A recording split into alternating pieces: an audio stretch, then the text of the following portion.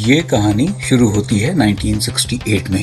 امریکہ اور Soviet union کے درمیان سرد جنگ اپنے عروج پر تھی۔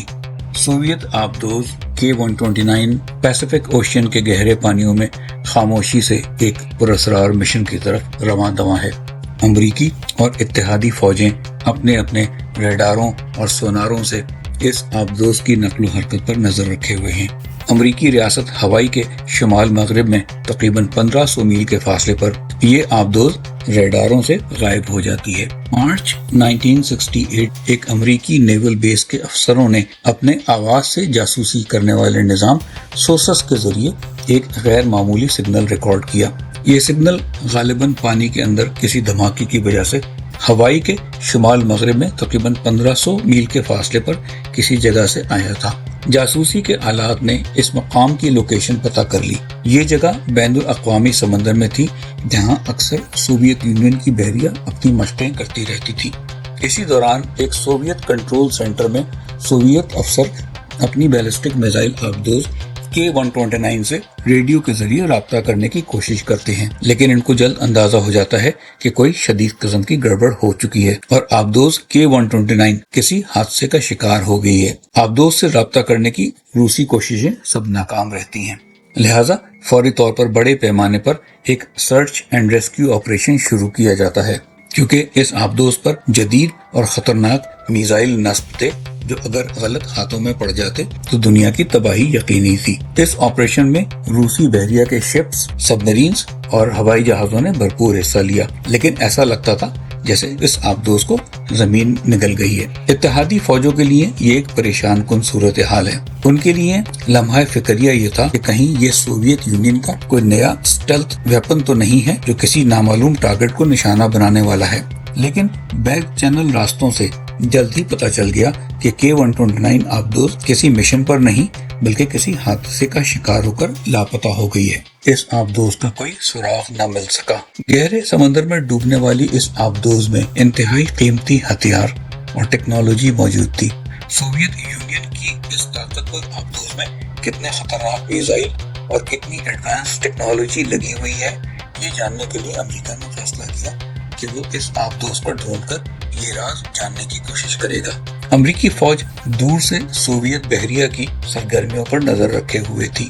جب سوویت یونین کی گورنمنٹ نے اپنی آبدوز کی بازیابی کی مہم کو ختم کرنے کا اعلان کیا تو امریکیوں نے USS ہیلیبرٹ کو تحقیقات کے لیے بھیجنے کا فیصلہ کیا۔ USS ہیلیبرٹ کبھی خود ایک میزائل بردار آبدوز تھی، اب یہ ایک جاسوسی جہاز کے طور پر کام کرتی تھی جس کا کام انٹیلیجنس گیدرنگ تھا۔ اس میں جدید ترین سونارز اور سیٹلائٹ ٹیکنالوجی نصب تھی۔ اس کے میزائل سسٹمز کو نکال کر ان کی جگہ جاسوسی کی ایڈوانس ٹیکنالوجی لگا دی گئی تھی۔ اپنی جدید ٹیکنالوجی کی مدد سے امریکی بحریہ تلاش کے ٹارگٹ کے علاقے کو چھوٹا کرنے میں کامیاب ہو گئی تھی۔ جولائی 1968 میں USS ہیلیبرٹ پرل ہاربر کی مشہور بندرگاہ سے تلاش کے علاقے کی طرف اپنا سفر شروع کرتی ہے۔ USS ہیلیبرٹ کے ساتھ ایک چھوٹی سی کیبل سے چلنے والی سبمرین بھی ہے۔ یہ سبمرین اس گہرائی تک جا سکتی ہے جہاں آبدوز ہیلیبرٹ خود نہیں پہنچ سکتی، اور یہ سبمرین نیچے جا کر سمندر کی تہہ کی تصاویر بھی لے سکتی ہے۔ تقریباً 2 مہینے تک USS ہیلیبرٹ سمندر کی تہہ میں روسی آبدوز کو تلاش کرتی رہی۔ بالآخر 2 مہینے کے بعد ہیلیبرٹ کو کچھ نظر آ گیا، اور وہ تھا K-129 سبمرین کا ملبہ جو سمندر کی 5000 میٹر کی ناقابل یقین گہرائی میں پڑا ہے۔ امریکیوں کو اب سمجھ آنا شروع ہو گیا تھا کہ سوویت یونین نے آبدوز کی ریکوری کے لیے اتنی بڑی مہم کیوں چلائی تھی۔ آبدوز میں انتہائی قیمتی ہتھیار اور انتہائی خفیہ ٹیکنالوجی موجود تھی، ایسی چیزیں جو سوویت یونین کی حکومت ہرگز نہیں چاہتی تھی کہ امریکیوں کے ہاتھ لگے۔ امریکہ میں واشنگٹن DC میں حکومت کا تجسس بڑھ رہا تھا۔ صدر رچرڈ نکسن اس منفرد موقع سے آگاہ تھے اور انہوں نے ایک خطرناک مہم کی منظوری بھی دے دی۔ اگر یہ مہم ناکام ہوتی تو امریکہ اور سوویت یونین کے درمیان کھلی جنگ چھڑ سکتی تھی۔ اس وقت سرد جنگ اپنے عروج پر تھی، ہتھیاروں کی دوڑ میں عارضی وقفہ آیا ہوا تھا، لیکن دشمن کی ایک ایسی آبدوز کو ڈھونڈنے کا موقع جس میں بیش قیمت فوجی خزانے موجود تھے نظر انداز کرنا آسان نہ تھا۔ اس پلان کے ساتھ ہی ایک بڑی میڈیا مہم کا آغاز کیا گیا۔ CIA کو ایک خفیہ آپریشن پروجیکٹ اوزورین کرنے کا حکم دیا گیا۔ کولڈ وار کے اس دور میں اس مہم کو ایک فوجی مہم بنانے کے بجائے امریکی حکومت نے فیصلہ کیا کہ وہ یہ کام CIA سے کروائے گی تاکہ تیسری جنگ عظیم شروع کرنے سے بچا جائے اور اس آبدوز کو خاموشی سے ڈھونڈا جائے۔ 5000 میٹر کی گہرائی سے آبدوز کو نکالنا ایک مشکل اور مہنگا کام تھا۔ CIA کا پلان بڑا عجیب تھا لیکن بہت سیدھا سادہ تھا۔ وہ ایک بہت بڑا پنجہ بنانا چاہتی تھی جو سمندر کی تہہ سے آبدوز کو اٹھا سکے، بالکل ایک آرکیڈ گیم کی طرح، لیکن اس میں انعام میں کھلونے نہیں بلکہ ایک سوویت جنگی مشین ملنی تھی۔ CIA کو ایک ایسے جہاز کی ضرورت تھی جس میں ایک بہت بڑا کنڈا یا پنجہ لگایا جا سکے جو پانی میں دفن آبدوز کو بغیر دنیا کی نظروں میں آئے پانی سے باہر نکال لے، لیکن یہ جہاز باہر سے ایک عام سول جہاز لگے۔ CIA نے مدد کے لیے ارب پتی اور ایروسپیس ٹائکون ہاورڈ ہیوز کو چنا۔ انہیں اس ریئل لائف میڈیا کیمپین میں ایک اہم کردار ادا کرنا تھا۔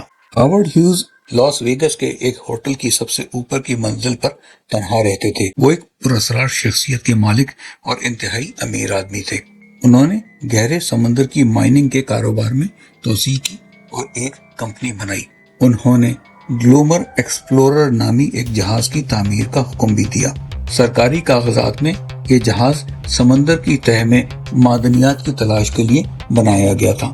اسی دوران CIA نے مشہور جہاز بنانے والی کمپنی لاکہیڈ مارٹن کو ایک ایسا بڑا پنجہ بنانے کا حکم دیا جو سوویت یونین کی پوری آبدوز کو پکڑ کر اسے اوپر اٹھا کر گلومر ایکسپلورر جہاز کے اندر لے کر آ سکے۔ اس کی تعمیر میں 4 سال سے زیادہ کا وقت لگا اور اس پر تقریباً $350 ملین کی لاگت آئی۔ گلومر ایکسپلورر حقیقت میں ایک بڑا انٹرسٹنگ جہاز تھا۔ اس کا وزن 50,000 ٹن اور یہ 189 میٹر لمبا تھا۔ اس میں بڑی کرین کے ذریعے وزن اٹھانے والا نظام اور ایک بہت بڑا ہینگر تھا جسے مون پول کہا جاتا تھا۔ منصوبہ یہ تھا کہ پنجے کا استعمال کرتے ہوئے سوویت آبدوز کو مون پول میں اٹھایا جائے۔ جہاز پر 600 بڑے اسٹیل کے پائپس تھے جنہیں جوڑ کر 5000 میٹر لمبا ایک بڑا پائپ بنایا گیا جو سمندر کی گہرائی تک پہنچ سکتا تھا۔ 1974 میں تیاری کو 6 سال گزر چکے تھے۔ گلومر ایکسپلورر روسی آبدوز کے ڈوبنے کے مقام پر پہنچ چکا تھا۔ سفر کے کچھ دنوں بعد جہاز کو بڑی امپورٹنٹ انٹیلیجنس ملی۔ روسی جاسوسی کا جہاز چازما اس علاقے میں پیٹرول کر رہا تھا۔ روسی فوج کو شک ہو گیا۔ انہوں نے ایک ہیلی کاپٹر گلومر ایکسپلورر کی جانب روانہ کیا۔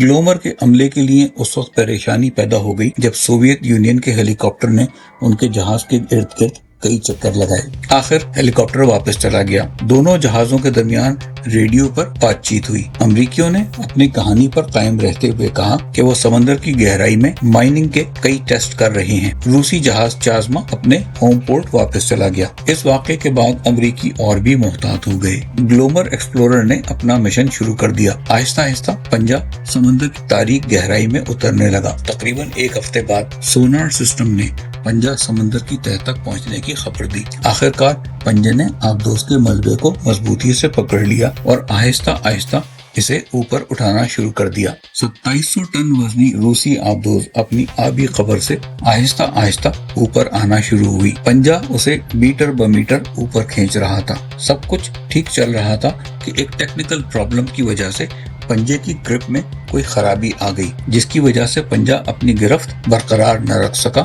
آبدوز کا آدھے سے زیادہ حصہ اس پنجے کی گرفت سے نکل کر واپس سمندر کی تہہ میں جا گرا اور سمندر کی گہرائی میں ڈوب گیا۔ مہم جزوی طور پر ناکام ہو گئی۔ ناکام کوشش کے فوراً بعد CIA نے K-129 کے باقی حصوں کو برآمد کرنے کے لیے دوسری مہم کی منصوبہ بندی کی، لیکن فروری 1975 میں لاس اینجلس ٹائم نے پروجیکٹ اوزورین کے بارے میں ایک مضمون شائع کر دیا۔